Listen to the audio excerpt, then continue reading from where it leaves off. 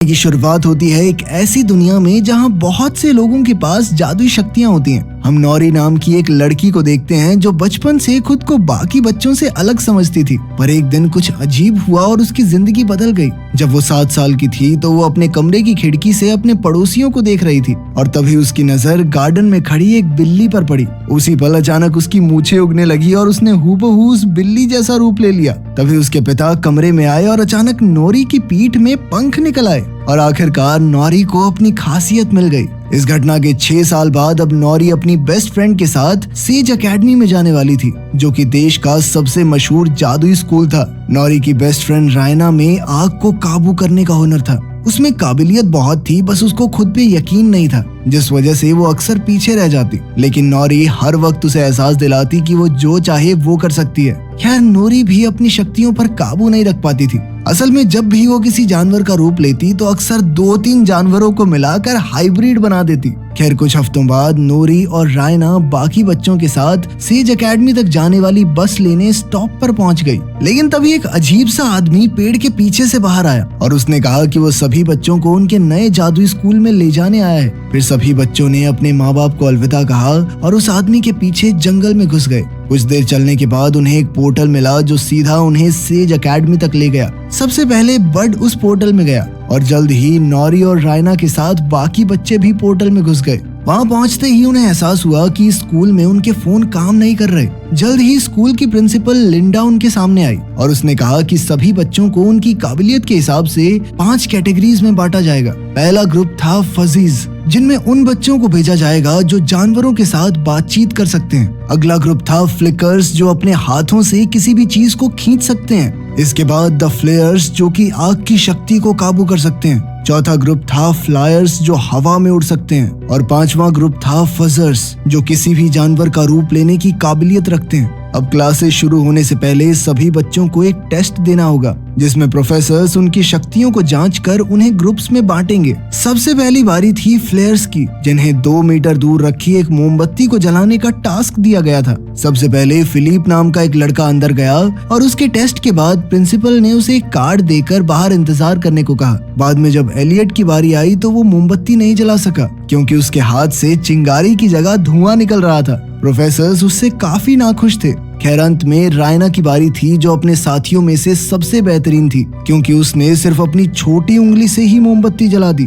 इसके बाद फजीज का टेस्ट हुआ, जिसमें उन्हें कुत्ते से बातचीत करके उससे कुछ सवालों के जवाब पूछने थे। अगर वो कुत्ते के सभी जवाब समझ पाए तो वो टेस्ट में पास हो जाएंगे। तीसरे टेस्ट में कुछ बच्चों को सामने रखे गमले को अपनी शक्ति से अपनी तरफ खींचना था, लेकिन जब पेपर नाम की एक लड़की की बारी आई तो उसने गमला अपनी तरफ खींचने की बजाय दूर धकेल दिया और वो सीधा दीवार से जा टकराया। इसी वजह से उस बेचारी को रिजेक्ट कर दिया गया। फिर उड़ने का टेस्ट हुआ, जिसमें बच्चों को 30 सेकंड के लिए जमीन से 1 मीटर ऊपर रहना होगा। मगर जब आंद्रे नाम के एक लड़के की बारी आई तो जैसे ही उसने अपना भारी भरकम बैग उतारा तो वो एक ही पल में उड़कर सीधा छत पर जा लगा। उसकी शक्तियां उसके बस में नहीं थी और वो चाहकर भी वापस नीचे नहीं आ रहा था। तब प्रोफेसर्स ने सीढ़ियां लगाकर जैसे तैसे उसकी जान बचाई। आखिरकार अब नौरी के ग्रुप की बारी थी और इस टेस्ट में उन्हें सामने रखी एक बिल्ली को देखकर 6 सेकंड के लिए हूबहू उसके जैसा रूप लेना है। मगर जब नौरी की बारी आई तो उसने अपना रूप बदला तो 2 सेकंड में ही उसकी पीठ में पंख निकल आए, जिसे देखकर सभी प्रोफेसर्स हैरान रह गए। असल में नौरी दोबारा से अपनी शक्ति पर काबू खो चुकी थी। खैर, टेस्ट के बाद उसे भी बाकी बच्चों की तरह एक कार्ड मिला। आखिरकार सबके टेस्ट पूरे होने के बाद सभी बच्चे एक मैदान में इकट्ठे हुए, जहां उन्हें अपने कार्ड्स खोलने थे ताकि उन्हें पता चले कि वो किस ग्रुप का हिस्सा होंगे। तब रायना ने देखा कि उसे तो आग फेंकने वाले ग्रुप में शामिल कर लिया गया था और वो बेहद खुश थी। मगर नौरी ने देखा कि वो फजर्स ग्रुप में नहीं थी, बल्कि उसके कार्ड पर तो यूडीएम लिखा हुआ था, तो उसे समझ नहीं आया कि ये कौन सा ग्रुप है। खैर, फिर प्रिंसिपल ने सभी बच्चों को कैफेटेरिया में जाकर अपने ग्रुप की यूनिफॉर्म लेने को कहा, पर नौरी को यूडीएम के निशान वाले रास्ते पर जाना होगा। आखिरकार नौरी ने रायना को अलविदा कहा और वो जंगल के रास्ते पर चलते हुए यूडीएम हेडक्वार्टर्स में पहुंच गई। वहां बड ने उसका स्वागत किया और उसे जमीन के नीचे बने एक हॉल में ले गया। जब नौरी उस क्लासरूम में गई तो उसे बाकी बच्चे मिले जो उसकी तरह जादुई टेस्ट में फेल हो गए थे। उन बच्चों को जादू की पढ़ाई नहीं करवाई जाती थी, बल्कि उन्हें देश भर के आम बच्चों की तरह आम तरीके से पढ़ाया जाता। ये सुनते ही नोरी को बहुत गुस्सा आया और उसने पूछा कि वो एकेडमी के बाकी बच्चों की तरह जादू क्यों नहीं सीख सकते। तभी प्रिंसिपल लिंडा वहां आ गई और उसने बताया कि यूडीएम का मतलब है अपसाइड डाउन मैजिक, यानी वो बच्चे जिन्हें सही जादुई शक्तियां नहीं मिली और ना ही इन जादुई शक्तियों का कोई फायदा था। लिंडा ने कहा कि वैसे भी तुम सब कभी अपने जादू का ठीक से इस्तेमाल नहीं कर पाओगे, इसलिए सही यही होगा कि वो तब तक यहाँ आम बच्चों की तरह रहें जब तक वो अपना जादू भूल ही ना जाएं। इसके बाद वो वापस असली दुनिया में जाकर आम बच्चों के साथ पढ़ सकते हैं। फिर उसने बताया कि साल 1939 में रेजिनाल्ड रॉबर्ट्स नाम के एक बच्चे की वजह से स्कूल में ये रूल बनाया गया। वो लड़का शैडो मैजिक यानी काले जादू का शिकार हो गया था। शैडो मैजिक ऐसा जादू था जो सिर्फ दूसरों को नुकसान पहुंचाने के लिए किया जाता था। तब उस लड़के के जादू का मुकाबला करने के लिए प्रोफेसर्स और बच्चों ने मिलकर उसे एक खुफिया किताब में कैद कर दिया। ये शैडो मैजिक बिना किसी इंसान के शरीर में घुसे काम नहीं करता। तब लिंडा ने खुलासा किया कि शैडो मैजिक हमेशा यूडीएम के बच्चों को ही अपना शिकार बनाता है, इसीलिए उन सबको बाकियों से अलग रखा जा रहा है और उन्हें जादू इस्तेमाल करने की इजाजत भी इसीलिए नहीं थी ताकि वो अपनी शक्तियां भूल जाएं और ये खतरा टले। खैर उसी दिन चुने गए बच्चों को अपने ग्रुप की क्लासेस में भेज दिया गया। तब रायना को पता चला कि कुछ ही हफ्तों में एनुअल फाउंडर्स डे का फंक्शन होने वाला है। इस प्रोग्राम में 5 नए बच्चों को पूरी एकेडमी के सामने अपना जादू दिखाने का मौका मिलेगा। इसके लिए हर प्रोफेसर अपने ग्रुप में से 2 सबसे बेहतरीन बच्चों को चुनेगा और उनके बीच होने वाले मुकाबले में जो जीतेगा उसे ही फंक्शन में जादू करने का मौका मिलेगा। इसके बाद फ्लेयर्स की प्रोफेसर एर्गॉन ने अपनी पहली क्लास ली, जिसमें उसने रायना को अपनी शक्तियों की मदद से कॉर्न को पॉपकॉर्न में बदलने को कहा। हालांकि रायना काफी घबराई हुई थी, पर फिर भी वो टास्क को अच्छे से पूरा कर रही थी। लेकिन तभी फिलिप उसके जादू का मजाक उड़ाने लगा, जिससे वो थोड़ा नर्वस हो गई और अचानक सभी पॉपकॉर्न जल गए। ये देखने के बाद आर्गॉन ने रायना को खूब डांटा। तब हम देखते हैं कि 2nd ग्रेड की लड़की चंद्रा कमरे से बाहर खड़ी ये सब देखकर मुस्कुरा रही थी। खैर फिर अगली सुबह बड अपने स्टूडेंट्स को गार्डन में ले गया और उसने कहा कि आज उनके लिए एक सरप्राइज है। जब उसने शेड का दरवाजा खोला तो नूरी को कुछ झाड़ू दिखाई दी और वो बेहद खुश हो गई, क्योंकि उसे लगा कि वो झाड़ू पर बैठकर उड़ना सीखेंगे। मगर जब उसने उड़ने की कोशिश की तो वो जमीन पर आ गिरी। तब हमें पता चला कि ये सिर्फ मामूली झाड़ू हैं। असल में उन्हें ये झाड़ू लेकर स्कूल का गार्डन साफ करना था। अब नूरी झाड़ू लेकर उस इलाके में पहुंच गई जहां बाकी बच्चों की क्लास चल रही थी। उसने देखा कि प्रोफेसर हान बच्चों को एक खास तरह की बिल्ली का रूप लेना सिखा रही थी। जल्द ही नूरी ने सुना कि आने वाले एनुअल फाउंडर्स डे पर किसी एक बच्चे को सबके सामने अपनी काबिलियत दिखाने का मौका मिलेगा। ये सुनते ही नूरी के दिमाग की बत्ती जली और उसने अपने जादू की प्रैक्टिस करने का फैसला किया ताकि वो सबको अपना जादू दिखाकर खुश कर सके और फिर लिंडा उसे बाकी बच्चों के साथ जादू सीखने की इजाजत दे दे। इसके बाद नूरी कोई बहाना करके क्लास के पास जा पहुंची और बिल्ली को अपने हाथ में लेकर उसे बेहद बारीकी से देखा। अब उसने बिल्ली के सभी हाव भाव याद कर लिए ताकि वो पूरे स्कूल के सामने हूबहू इसी बिल्ली का रूप ले सके।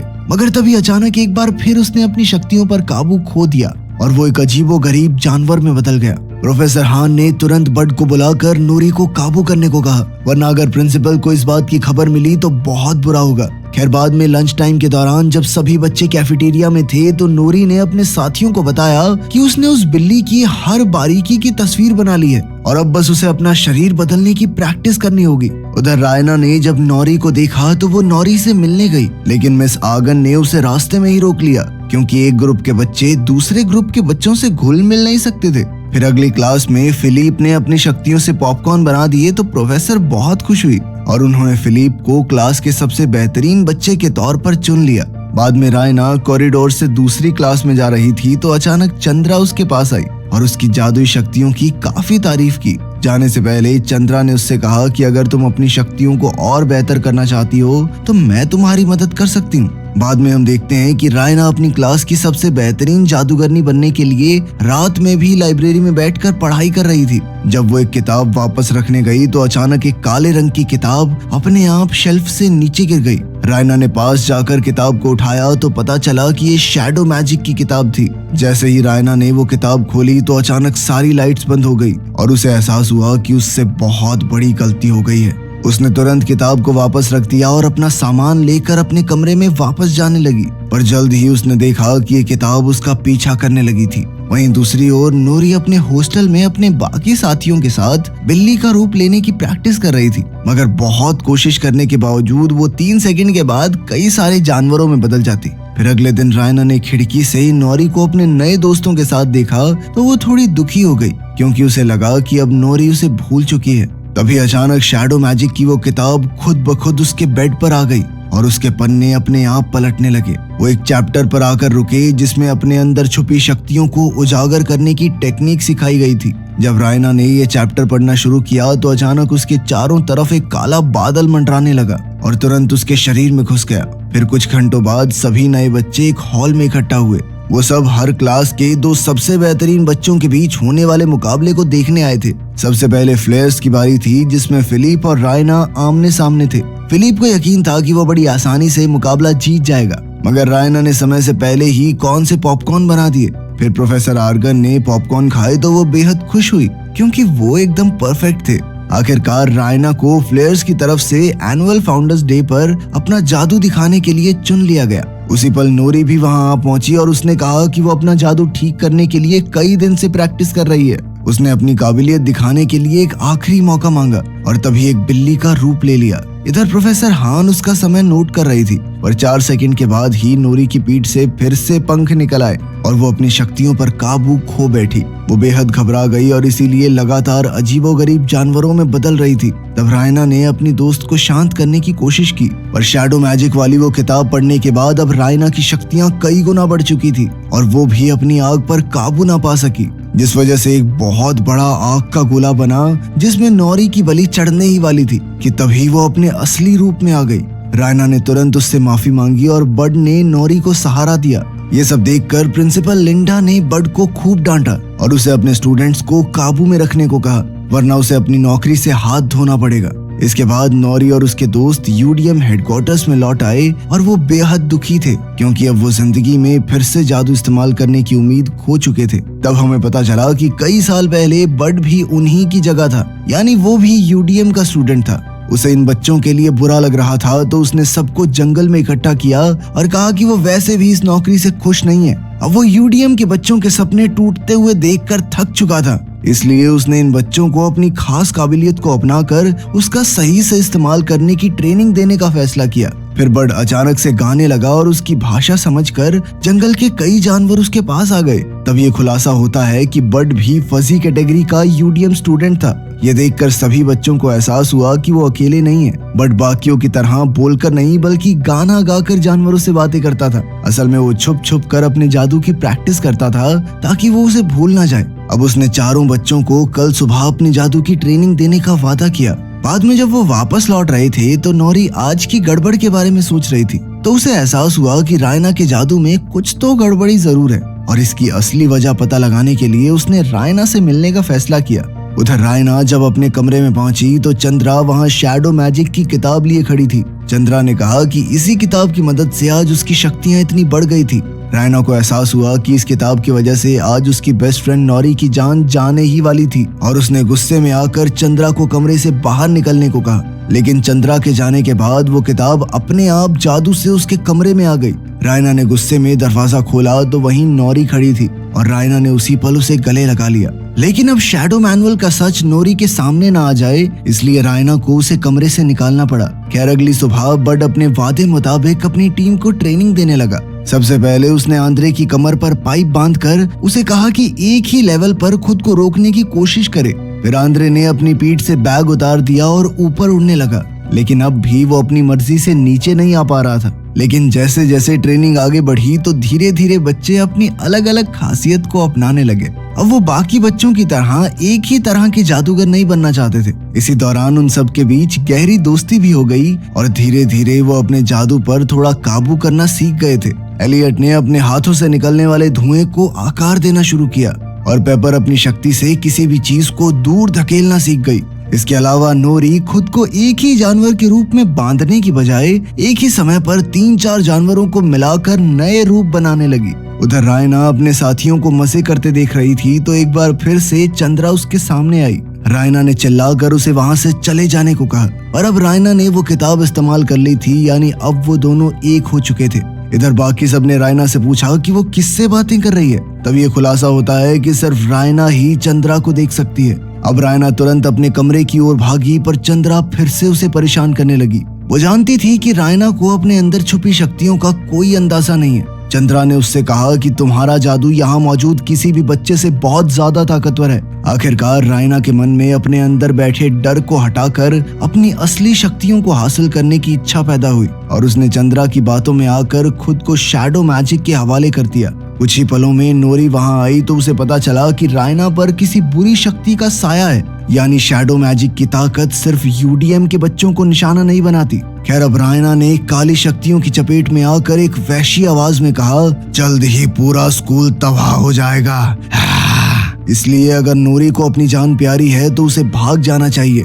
नोरी तुरंत भागकर प्रोफेसर बड के पास गई और उन्हें सब कुछ बता दिया। तब नोरी के साथियों ने ये सच प्रिंसिपल को बताने का फैसला किया, लेकिन बड ने कहा कि लिंडा इस बात पर कभी यकीन नहीं करेगी, इसलिए उसने बच्चों को अगले दिन तक इंतजार करने को कहा। उसे विश्वास था कि वो बुरी आत्मा कल यानी एनुअल फाउंडर्स डे के दिन हमला जरूर करेगी। फिर अगली सुबह सभी बच्चे और प्रोफेसर्स गार्डन में इकट्ठा हुए और लिंडा ने रायना को स्टेज पर बुलाया ताकि वो अपने जादू का नमूना दिखा सके। पहले तो रायना ने अपनी जगह पर बैठे हुए ही आग से हवा में अक्षर लिखकर सबका स्वागत किया। फिर उसने खड़े होकर कहा कि उसने आज के लिए कुछ खास तैयार किया है। तभी अचानक उसने अपने हाथ में बहुत ही बड़ा आग का गोला बनाया और रायना की परछाई बड़ी होते हुए पूरे गार्डन में फैल गई। फिर उसके अंदर से एक डरावनी आवाज आई जिसने कहा कि वो इतने सालों के इंतजार के बाद लौट आया है। ये सुनते ही प्रोफेसर समझ गए कि ये वही आत्मा है जिसने कई साल पहले रेजिनल को वश में किया था। तब सबको एहसास हुआ कि शैडो मैजिक सिर्फ यूडीएम के बच्चों को अपना शिकार नहीं बनाता। अब इस राक्षस को सब कुछ तबाह करने से रोकने के लिए प्रोफेसर आर्गन और उसके स्टूडेंट्स ने मिलकर एक विशाल आग के गोले से उस पर हमला किया, लेकिन उस राक्षस को कोई फर्क नहीं पड़ा। इसके बाद प्रिंसिपल के कहने पर फजीज ने जानवरों को बुलाया ताकि वो इस राक्षस का मुकाबला कर सकें, मगर वो भी उससे डरकर भाग गए।